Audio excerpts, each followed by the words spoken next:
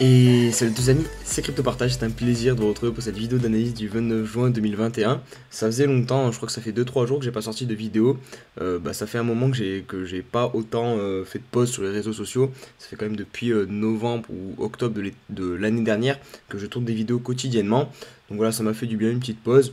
Je dis pas que je vais reprendre le rythme, voilà, une vidéo par jour vraiment tout le temps. Voilà, c'est l'été, je pense que je vais faire une petite pause. Et surtout pendant que le Bitcoin est encore en train de ranger. Voilà, je pense que c'est pas forcément très utile que je sorte une vidéo tous les jours. Mais bon, là, voilà, j'avais envie aujourd'hui. Il y a un petit peu de mouvement en plus dans le verre, donc ça va être plutôt positif. Et puis voilà aussi, ça me permet de me changer un petit peu les idées ce matin après la défaite de l'équipe de France hier. Donc voilà. Alors le Bitcoin à 34 700 dollars, presque 35 000. Comme je vous disais, c'est assez intéressant. On remonte vers le milieu du range. On verra ça sur les graphiques en deuxième partie de vidéo. La dominance, elle, qui est toujours située aux alentours des 48%, voilà, globalement. Et on a quand même de belles performances du côté des alts, avec notamment Ethereum qui repasse au-dessus des 2000 dollars. Et ça, c'est un niveau très important sur l'Ether.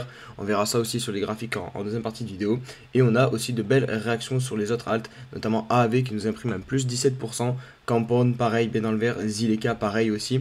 Et Kusama aussi, qui est bien dans le vert, plus 30% quand même à noter. Donc 230 dollars pour le Kusama.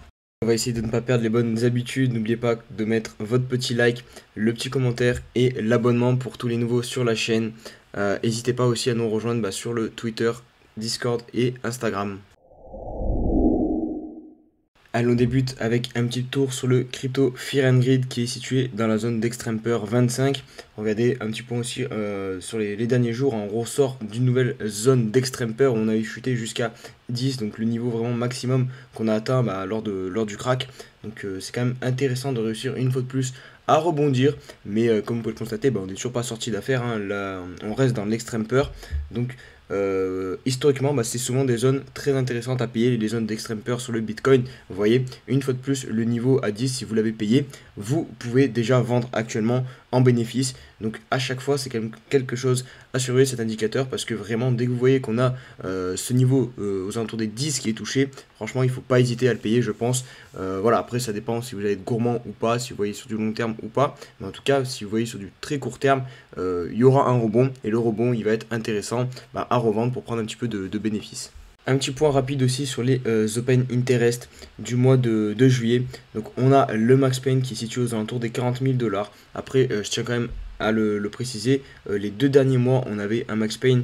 Enfin, on a eu le prix du Bitcoin qui n'a pas forcément clôturé très proche du Max Pain, alors que d'habitude, le Max Pain en gros, c'est la zone de douleur maximum, la zone de douleur maximale, pardon, où le prix du coup est censé se rapprocher en fin de mois. Et là, il est situé à 40 000 dollars, donc on verra si ce mois-ci ça va se confirmer. On peut aussi constater qu'on a quand même pas mal de call options au niveau de 45 000 dollars, 40 000 dollars, même 50 000 dollars. Donc moi j'opterais quand même pour un mois de juillet plutôt dans le vert qui clôturait aux alentours des 40 000, 45 000 dollars. Voilà, je pense qu'on peut aller chercher un rebond et sortir un petit peu du range par le haut. Je vois plutôt un mois haussier sur juillet plutôt qu'un mois baissier et aller encore faire peur à tout le monde en allant chercher les 25 000 dollars ou plus bas. Et notamment, regardez le niveau des 25 000 dollars, il y a pas mal de put options qui sont situés ici, donc sur le niveau des 25 000 dollars. Le hash rate qui continue de chercher du pétrole, regardez, on a vraiment une baisse impressionnante sur le hash rate actuellement. Sur le Bitcoin, regardez vraiment depuis qu'il y a eu toutes ces interdictions en Chine, voilà le gouvernement chinois qui a interdit à ses mineurs de miner du Bitcoin dans ces différentes provinces, et donc les mineurs sont forcés de déménager. Et il semblerait qu'ils n'ont toujours pas rebranché, n'ont toujours pas retrouvé de nouvel endroit où miner, et du coup on a ce hash rate qui ne finit plus de chuter. Alors historiquement, quand le hash rate chute, le Bitcoin chute, donc c'est pas bon signe. Mais là c'est quand même quelque chose d'assez d'assez spécial. C'est la première fois vraiment qu'un pays interdit à ses mineurs de miner du Bitcoin, et surtout un pays où il y avait plus de 50% du minage du Bitcoin qui était effectué. Donc vraiment c'est une phase de transition, je pense, qu'il faut observer et qui va surtout être unique, unique en son genre. peut-être remarqué autour de vous, on parle quand même beaucoup moins des crypto-monnaies en ce moment, depuis tout simplement le crash, hein. D'ailleurs, il y a eu une semaine voilà, où tout le monde a paniqué, et maintenant, ça, petit à petit, des personnes quittent un petit peu cet univers des crypto-monnaies, et c'est tout le temps comme ça, hein. Quand ça monte, quand ça explose, vous avez tout le monde, tous les médias de toute façon qui ne parlent que de ça, donc forcément ça attire du monde, et quand ça baisse, c'est là où les gens petit à petit quittent le navire, et pourtant, c'est la meilleure période pour réaliser le plus de bénéfices, le plus de plus-value par la suite. C'est maintenant qu'il faut se positionner vraiment. Voilà, j'aime pas me positionner comme quelqu'un qui donne des conseils d'investissement, parce que vraiment, je ne suis pas conseiller en investissement. Mais pour moi, je vous donne mon avis, c'est vraiment maintenant qu'il faut se construire son portefeuille, c'est maintenant qu'il faut accumuler du Bitcoin. Voilà, on a un Bitcoin quand même à moins. Ouais, moins 60% quasiment sur la mèche par exemple à 28 000 $, sur le top à 65 000 $. Là, vous avez du Bitcoin à moins 60%. Vraiment, pour moi, c'est une opportunité. Après, voilà, chacun gère comme il veut son investissement, mais pour moi, ça reste une énorme opportunité et c'est très intéressant, je pense, au minimum de commencer un DCA. Donc, vous achetez par exemple toutes les 2 semaines ou tous les mois la même somme et comme ça vous permet de lisser votre investissement. Si jamais le Bitcoin descend un peu plus bas, c'est pas grave, vous achetez encore et comme ça vous allez profiter du prochain cycle, de la prochaine hausse. Évidemment, si vous croyez dans le Bitcoin, hein, parce que sinon, ouais, n'investissez pas dans le Bitcoin. Mais personnellement, moi, je suis persuadé que le Bitcoin ira un jour à 100 000 $. Je ne pense pas que voilà, Bitcoin va s'effondrer. Donc, pour moi, ça, c'est vraiment un moment d'opportunité incroyable. Je continue personnellement, j'ai un DCA que je n'arrête voilà, jamais. Je fais du DCA pour du très long terme, pour jusqu'au au minimum le prochain halving. Donc là, pour moi, vraiment, c'est une très bonne période pour accumuler du Bitcoin. Le funding qui devient négatif, donc qui passe du côté des shorts. Donc, ce qui veut dire tout simplement qu'il y a de plus en plus de shorts ouverts, qu'il y a plus de shorts ouverts comparé au long. Donc, un short, c'est une position vendeuse, c'est-à-dire de parier sur la baisse des cours, et un long, c'est tout simplement parier sur la hausse des cours. Donc ça, en général, c'est plutôt bon signe, enfin en tout cas pour les personnes qui sont boules, hein, puisque ça signifie que en théorie, il y a trop de shorts et que le marché va chercher à les piéger, donc à les faire sortir, et pour cela, il va falloir faire monter le cours, donc aller chercher leur stop loss, donc ça devrait faire monter le prix du Bitcoin.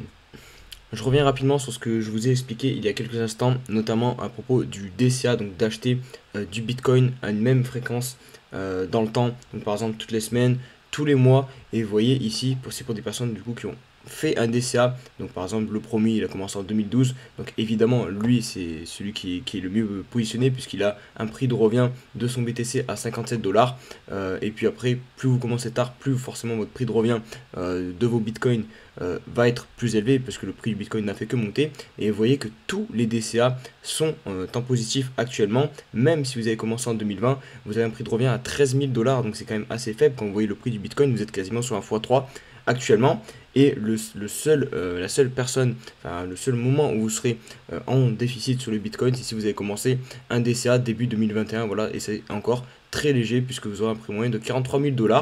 Et là, en achetant maintenant, en continuant d'acheter, en continuant de faire le DCA, vous êtes en train de baisser du coup votre prix moyen de vos BTC puisque le prix du Bitcoin est en dessous des 43 000 $. Donc maintenant, vous n'avez plus qu'à attendre, enfin continuer votre DCA, attendre que voilà Bitcoin corrige un petit peu, fasse sa zone d'accumulation et ensuite reparte à la hausse, en tout cas c'est ce qu'on espère, et vous aurez du coup un prix de Bitcoin pareil qui par la suite voilà paraîtra beaucoup plus ridicule, et voilà vous pourrez revendre en bénéfice.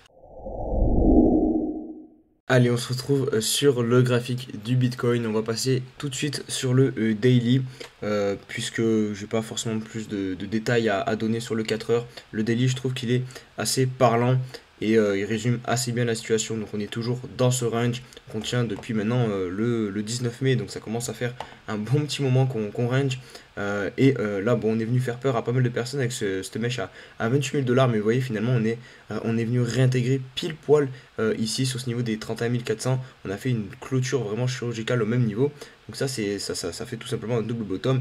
Il est tellement, enfin après j'ai peur qu'il soit un peu trop obvious, hein. Vous voyez, je vais vous dessiner hop ce double bottom, hop ici comme ça. J'ai peur qu'il soit un petit peu trop obvious et que du coup ce soit un piège boule, que finalement on ne casse pas la ligne de coup. Et vous voyez d'ailleurs, on est en train d'hésiter. Regardez, hier bougie d'hésitation, hop, aujourd'hui c'est pareil.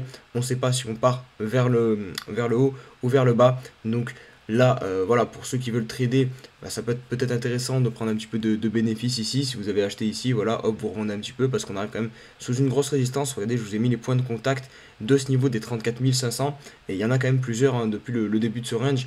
C'est quasiment la médiane hein, globalement du range, le milieu du range. Donc forcément, c'est un niveau pivot. Vous voyez, en plus, on a la moyenne mobile 21 périodes qui est aussi pile au-dessus de nos têtes. Donc voilà, c'est soit on se fait repousser et voilà, c'est redirection peut-être le bas du range, ou alors on réussit à passer cette zone et on repart. Et là, bah, c'est direction le haut du range.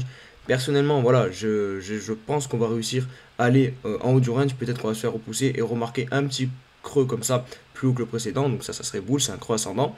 Et ensuite, on va casser. Peut-être qu'on va pas casser tout de suite. Mais je pense que dans les prochains jours à venir, on va réussir à venir chercher le haut du range. Parce que comme je vous l'ai dit, je pense qu'on va avoir un mois de juillet plutôt dans le vert.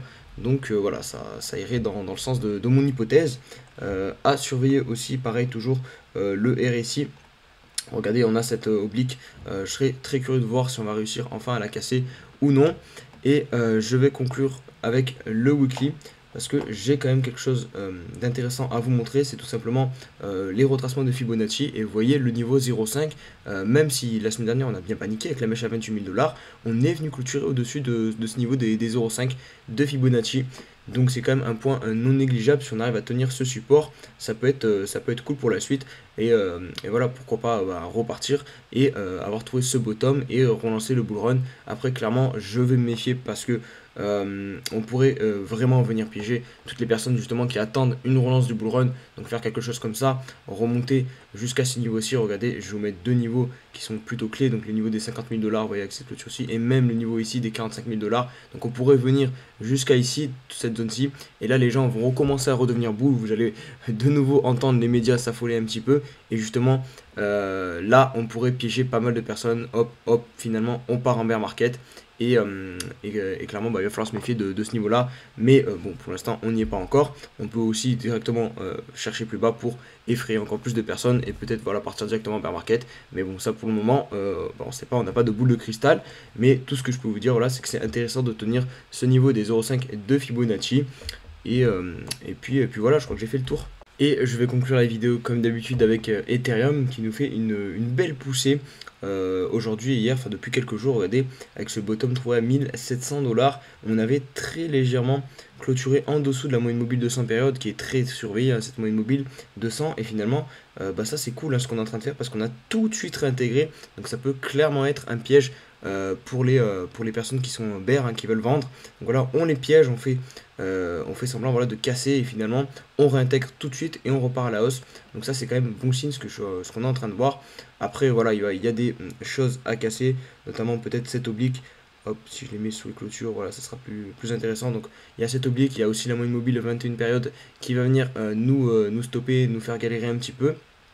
Et surtout, je pense que un des niveaux pivots, un des premiers niveaux pivots, ça sera ici les 2600 $. Vous voyez, là on a buté plusieurs fois et où derrière on s'est fait enfoncer. Donc ça c'est clairement l'objectif. Je pense qu'on peut y arriver, hein. Si Bitcoin réussit à passer au-dessus des 35 000 $, on ira chercher assez facilement ce niveau sur Ethereum. Et clairement le deuxième niveau, bah, c'est les 3000 $ qui là pourrait vraiment relancer fortement Ethereum si on venait à clôturer au-dessus. Bon, pour le moment, on n'y est pas du tout. Vous voyez que sur le RSI, pareil, on va avoir une zone intéressante à noter, donc les 52, voir comment le cours va réagir, mais ça peut clairement être aussi une résistance qui nous repousse. Et sur le weekly, j'avais aussi repéré quelque chose. Alors là, c'est pas très propre, hein, c'est dommage parce que regardez, vraiment ce niveau, c'était un support qui à chaque fois avait fait effet en bull run. Là, malheureusement, on perd vraiment un poil. Donc c'est un petit peu dommage, ça fait une imperfection. Mais sinon sur le cours, ce que j'ai remarqué qui était assez intéressant, c'est cette clôture ici, donc qui était un ancien point haut et un niveau aussi d'accélération du prix sur Ethereum. Donc c'est le niveau des 2000 $, hein, concrètement. Et regardez ce qu'on a fait la semaine dernière, on est venu clôturer pile sur ce niveau. Donc voilà, on a peut-être trouvé un support, hop. Et pourquoi pas repartir par derrière. En plus de ça, on pourrait presque marquer un double bottom, hein, vous voyez ici, ce que je viens de dessiner du coup à l'écran. Ouais, ça serait un double bottom, donc pourquoi pas. Ça serait évidemment un scénario vraiment très optimiste là que je suis en train de vous partager. Enfin, je vais pas vendre du rêve comme ça tout de suite, c'est un scénario encore on est encore beaucoup trop tôt pour parler de ça. Pour le moment, on a déjà cette oblique voilà, qu'on doit réussir à casser. Voilà, ce que je vais vous montrer aussi sur le Dali, on a quand même pas mal de résistance, pas mal de niveaux à récupérer. Et si jamais on a cette figure qui venait à se dessiner, bah pour le coup, bah, je pense qu'on pourrait être plutôt pas mal au niveau du moyen terme sur Ethereum. Voilà les amis, c'est tout pour cette vidéo, j'espère qu'elle vous a plu. Moi personnellement, bah, c'était encore un plaisir hein, voilà, de tourner ces vidéos. Ça faisait en plus 2-3 jours, comme je vous dis, que j'ai pas fait de vidéo, donc vraiment c'est super plaisant. N'hésitez pas bah, voilà, à liker, j'espère que vous serez toujours présent. Et on se dit à demain, je peux pas vous, enfin je vous dis à demain, mais je peux pas vous garantir que je ferai une vidéo demain, ça dépend un petit peu de l'actualité sur les cryptos. Et en tout cas, je vous souhaite à tous une agréable journée. Allez, ciao ciao.